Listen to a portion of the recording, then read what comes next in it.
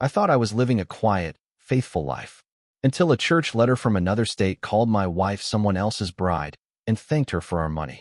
I'd never cared much for surprises. Not on my birthday, not during holidays, not in life. I was a man of schedule, structure, and simple pleasures. The same cup of coffee every morning. The same bench outside the hardware store every Thursday afternoon. The same seat at the back of St. Luke's Methodist Church every Sunday. And for 33 years, my wife, Denise, seemed to share that rhythm. We were quiet people, reliable people, folks you'd see at pancake breakfasts, fish fries, and potluck nights. She worked part-time at the library. I fixed broken chairs for the neighbors and ran the church maintenance team. Our kids were grown and scattered, and our life was, by all accounts, stable, which is why the envelope stuck out so much. It came on a Thursday. I remember, because I had just come back from the grocery store and was sorting the mail while the kettle boiled. Bills. Junk. A coupon for roofing repair. Then the white, crisp envelope, addressed to Mr. and Mrs. Denise Graham, in delicate handwriting, no return address. Funny, I mumbled. Nobody calls us that. I slid my finger along the seal and pulled out a single sheet of cream paper, stamped with gold-embossed lettering. First Light Christian Fellowship. Tallahassee, Florida. We'd never been to Florida together. I read the first few lines. Then again. Then a third time. Dear Mr. and Mrs. Graham, thank you again for your generous contribution to our building fund. Your gift of $5,000 will help us create a new space for families and couples like you who believe in second chances and spiritual renewal. We pray for your continued union under God's grace. In His service, Pastor Michael, First Light Fellowship. I stared at the letter. My name wasn't anywhere on it. But Mrs. Denise Graham, that was her maiden name. And the strangest part? A handwritten postscript at the bottom. So glad to finally meet you both in person. You're an inspiration to the congregation, and I hope to see you again in the fall. My hands were steady, but inside something uncoiled, slow and cold. Denise had been in Florida last month. A women's retreat, she said. Church-sponsored. I didn't question it. Why would I? We trusted each other. I folded the letter neatly and placed it back in the envelope. Then I walked it out to the shed. Inside the shed was my old war chest. Not literal, but it held things from my Navy years, my tax files, tools, and now, this envelope. I locked it in. Denise came home an hour later with a bag of tomatoes from her friend Helen. You're quiet today, she said, setting the bag down. Just tired, I replied. That heat'll get to you. She smiled, kissed me on the cheek, and went off humming. That night, I didn't sleep. My body rested, but my mind traced every trip, every unexplained receipt, every conversation where she'd brushed off a question with a laugh. The next morning, I opened our joint bank account online. I rarely did. She handled most of the digital bills. There it was. A transfer from our savings to a new checking account labeled Denise G. FL, 5,000 even, dated 2 weeks before her trip. I stared at it for a long time. Then I clicked through older transfers. Small ones. 100 here, 250 there. All to the same account. For nearly a year. We weren't rich, but we were comfortable, mostly because we lived frugally. Now I saw why Denise never wanted to upgrade the kitchen. She was siphoning off money, slowly and methodically. I didn't confront her. I took notes. I printed the transfers. Called the bank to verify the secondary account. I ordered our last year's tax returns and quietly scheduled a consultation with a lawyer I knew from the Lions Club. The lawyer, Gerald, looked over the documents and whistled through his teeth. This is fraud if you didn't consent to it, he said. And possibly marital misrepresentation if she's funding another household. I raised an eyebrow. You think that's what's going on? He leaned back in his chair. I think you know it is. And I think you're here because you want to move without making a mess. He was right. I didn't want shouting matches. I didn't want a scandal. I just wanted the truth and a clean exit. Gerald advised me to quietly revoke any shared access to future assets, freeze the line of credit, and begin tracking any new transactions. I followed every step. At home, I played the same role I always had, the dependable husband. I cooked breakfast. I mowed the lawn. I went to church. And all the while I watched. Denise grew more distracted, more careful. She began taking calls in the laundry room, locked her phone, started talking about doing her own thing with finances. She didn't know I had already moved our key accounts to a private trust under my name.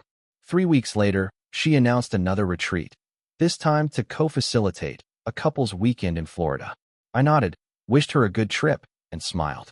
But 2 hours after she left, I got in my truck and drove to our lawyer's office with a folder full of records and a single goal: to take my life back before she rewrote it completely. I'd been many things in life: a sailor, a carpenter, a father, but never a fool. I knew what Denise was doing, even if I didn't yet know the full extent of it. And now that she was off again to Florida, this time under the noble pretense of a couple's retreat, I finally had room to act. The morning she left, she kissed me on the forehead, said she'd call that night, and rolled her suitcase down the driveway with that same polished calm she'd always worn when lying. I watched her car pull away. Then I grabbed the folder and headed straight for Gerald's office. He was already waiting for me, coffee in hand, eyes sharp. "She's gone. Left at 8:15 sharp," I replied, setting the file on his desk. "Everything's in there. Transfers, emails I pulled from our shared inbox, screenshots from the bank, even her retreat itinerary." He opened the folder and flipped through the contents silently for several minutes. "Well," he finally said, "this isn't just sneaky. It's deliberate. She's built a whole second identity around her maiden name. If you hadn't found that letter, she might have pulled it off. Can we stop her?" I asked. Gerald looked me square in the eye. "Yes, but you have to decide what you want, revenge or resolution." I thought for a long moment. I want my name clear. I want my finances secure. I want the truth out, especially to our kids. But I don't want her ruined. Just removed. He nodded. "Then here's what we do." Over the next few hours, we laid out the plan. First, we froze the joint line of credit. Quietly. She wouldn't know until her next swipe got declined. Second, I updated the deed to our house. Legally, I could claim sole residence since it was purchased under my name before marriage, and she never filed to be co-owner. Gerald filed a temporary protective motion to restrict asset liquidation pending marital review. Then came the will. I drafted a new one, excluding her completely. Instead, I allocated everything directly to my children and grandchildren through a protected trust. By noon, the foundation was set. I left the office and stopped by our church. Pastor Miller was alone in his office, reading next Sunday's gospel. "Jack," he said, startled. "Everything okay?" I sat down across from him and handed him a copy of the letter from Florida. He read it in silence. "I don't understand," he finally said. "What is this?" "I think Denise has another life," I said. "In Tallahassee. Possibly another man. Maybe even another marriage. I can't prove that part yet. But I can prove the money trail. And I need your help." He set the letter down, brows furrowed. "What do you want me to do?" "When she gets back, she's going to say a lot of things. That I've gone crazy. That I'm paranoid. But you've known me 20 years, Pastor. I just need you to be a witness. Not legally. Just morally." Pastor Miller nodded slowly. "You have it." That weekend was long. Denise texted twice, both short messages. "Arrived safely," and "busy day, we'll call tomorrow." But there was no call. I didn't expect one. By then, I imagined she was too deep in the charade to keep up appearances. On Sunday morning, I attended church alone. Folks asked where Denise was, and I gave the same answer: retreat in Florida. No one blinked. I stayed after service, helping Pastor Miller stack chairs, like I always did. But there was a quiet tension between us now, a shared understanding that something unholy was happening in the shadows. That night, I got a call. Not from Denise. From her sister, Karen. "Jack," she said without a greeting, "is everything all right?" Why wouldn't it be? Well, Denise posted a picture on Facebook from some church in Tallahassee. It was odd. Odd how she was holding hands with a man, not in a friendly way, and she tagged it, "Grateful for new beginnings." I thought maybe you were with her. I nearly laughed. The boldness of it all. "No," I said calmly. "I'm here in town." Karen went silent. Then she whispered, "Jack, what's going on?" "Let's talk after Denise gets back," I said. "There are some things you deserve to know." The next morning, I went to the bank and officially moved the remainder of our joint savings to my protected account. Denise still had her Florida checking, but now it was all she had. When she finally returned 3 days later, it was as if nothing had happened. She walked through the door with her suitcase, kissed me lightly on the cheek, and asked, "Miss me?" "Always," I said. We sat down for dinner that night. I made meatloaf, her favorite, She chatted about workshops and prayer circles and how inspiring it all was. I nodded, asked polite questions, and played the role. Then, after dessert, I asked her one simple question. Who's Greg? She froze mid-sip of her tea. What? Greg. The man holding your hand in the church photo. The one you tagged. Her face shifted slowly. First surprise, then panic, then calculation. Jack, I didn't mean. You didn't mean for me to find out. She sat her cup down. It was nothing serious, she said quickly. It's just a connection. A spiritual one. We talk. We pray together. That's all. I stood, walked to the drawer, and pulled out the letter. The financial records. The Facebook post. Then I slid over the legal papers Gerald had drawn up. What's this? She asked. Proof. And a choice, I said. You can lie again, or you can leave with whatever dignity you have left. She didn't speak. Not that night. Not the next day. When she finally moved out, she took only her clothes. I gave her nothing else. Not the car. Not the house. Not my forgiveness. The house was quiet after she left. I'd expected some noise. Slammed doors. Accusations. Maybe even a last-minute plea. But Denise said nothing. She packed her bags, kept her head down, and walked out of our front door with the silence of a guest who had overstayed their welcome. I watched from the porch. She didn't look back. The moment her car disappeared around the bend, I walked back inside and sat down at the table, the same one where we'd eaten thousands of meals together. That night, I sat alone with cold meatloaf and a mind full of sharp thoughts. But no regrets. Gerald had advised against confrontation, but I felt that small one was necessary. She needed to see that I knew, that the image she'd carefully maintained for decades was shattered, not by some accident, but by her own design. And I wanted her to leave knowing she didn't fool me. Not anymore. Still, there were loose ends. That week, I called our son, Travis. He lived in Dallas with his wife and 2 little girls. You busy? I asked. Always. But for you? Never, he said with a chuckle. Everything all right? I need to talk to you. Something important about your mother. There was a long pause. You okay? I am now, I said. But you need to hear a few things. In person, Travis flew out that weekend. I met him at the airport. We drove in silence for a bit, until he said, You're scaring me a little, Dad. I pulled over into the same church parking lot where we used to go to fall festivals when he was a kid. We sat in the car, engine off, and I told him everything, from the letter to the retreat, from the bank accounts to the Facebook post. His face turned pale as I spoke. When I finished, I handed him the envelope.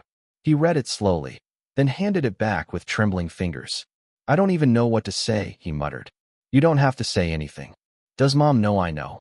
Not yet. That part's up to you. He was quiet a long time. She always made it sound like you were the boring one, he finally said. The routine guy? The background dad. But you were holding everything together, weren't you? I didn't answer. I didn't need to. Travis stayed the night, sleeping in his old room. Before he left the next day, he hugged me tight and said, You're not alone in this. 2 days later, I got a call from our daughter, Emily, who lived out in Michigan. Dad, Mom just called. She was crying. Said you were kicking her out. That you're going senile. What's going on? She's lying, I said calmly. And if you want the truth, I'll send it all to you. There was hesitation, then a sigh. Please do. I sent her everything. No dramatics, just facts. Bank statements. Copies of the letter. Photos. A scan of the legal paperwork. 10 minutes later, she called back, crying. She told me she was going on spiritual retreats for clarity, she whispered. She said she wanted to feel closer to God.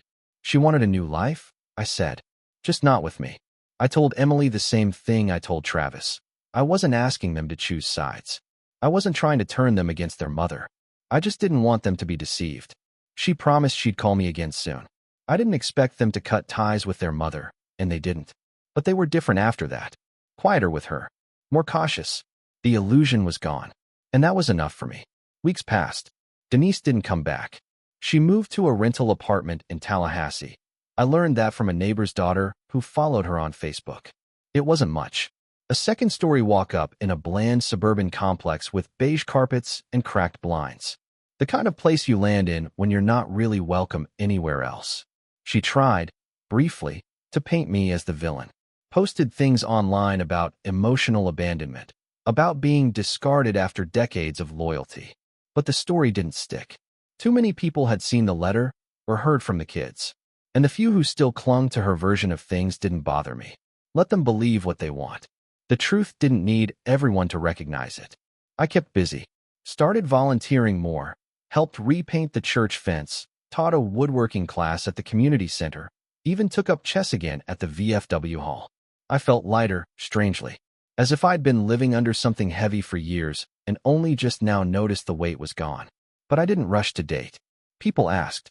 One lady at church, Linda Hayworth, even brought me a peach cobbler with a note. For better days, it read. I thanked her politely, but left it untouched for a while. It wasn't that I was bitter.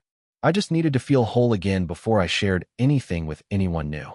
A month later, Gerald called. Thought you'd like to know, he said. Divorce finalized. House is yours.